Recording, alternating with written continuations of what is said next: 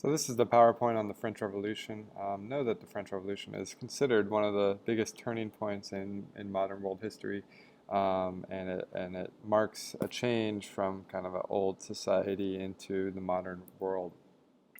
So this begins in France, as obviously the name says, but during the 1700s, early 1700s, France is the most advanced country in Europe. It has a large population, its foreign trade is thriving, it's the center of enlightenment. As you recall, the Parisian salons were the centers of all these different ideas being exchanged and everything like that. But underneath this facade, France was actually struggling and things were bad.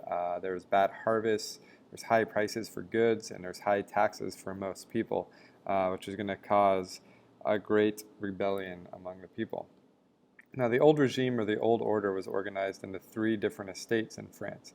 The first estate was the privileged estates. First two estates were the privileged estates. The first estate was the Roman Catholic Church, who owned 10% of the land, and they provided relief service to the poor and education. But it's only about 1% of the population. The other estate of the privileged estates was the rich nobles, who were the second estate. And it's about 2% of the population, but they owned about 20% of the land. However, they paid absolutely no taxes to the government, and so this is going to cause some problems. The third estate itself was 97% of the population. This is made up of three different groups. First, you had the bourgeoisie, who's kind of the middle class, the bankers, the factory owners, the merchants, the professionals. They're educated, they believe in the Enlightenment, they have money, trade's important to them, but they pay high taxes and they lack a lot of the privileges that the nobles had. You had urban workers, who were the poorest of the third estate. These are people that moved into the city to work as tradespeople or apprentices. They were laborers, they were domestic servants. They were often out of work and hungry on the streets.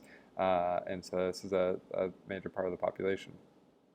Then you had peasants, which was the largest group, is about 80% of the workforce, of the third estate, and they paid about half their income to taxes. And they lived in the countryside, they farmed, they were still tied to the land, and they had to give up a severe part of their salary. We're going to look at this cartoon later on in class. Enlightenment ideas had a big role in the cause of the French Revolution. There's new views on government, like we talked about in our salon. They spread throughout the third estate. When people are getting more educated, they're reading more and more widely. In addition to that, people are inspired by the American Revolution. They saw how they were able to fight off a tyrant king and demand equality, liberty, and democracy. And these are ideas that were told by Rousseau and Voltaire. In addition to the Enlightenment thinkers, there was a lot of economic troubles going on in France. By the 1780s, the economy was in serious trouble. There was heavy taxes because of helping the Americans with the American Revolution, but it makes it impossible for the bourgeoisie in particular to do business.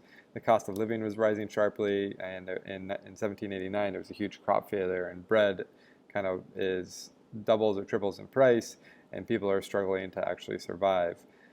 In addition to this, you had the extravagant spending of the court.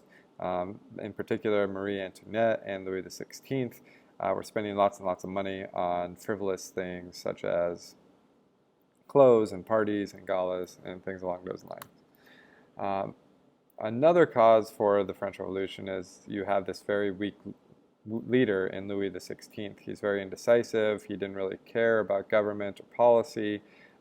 He kind of went about court doing his own thing. The Queen, on the other hand, was often interfered with the government, which people didn't like because she was Austrian, and she became known as Madame Deficit because she was spending all the money and bringing the government's payroll into deficit. So in order to deal with this economic crisis, Louis calls the Estates General, which is a representative of the three estates together. Now, they hadn't met in about 300 years, and so he's hoping that if they get this group back together, that maybe they're going to approve of some new taxes.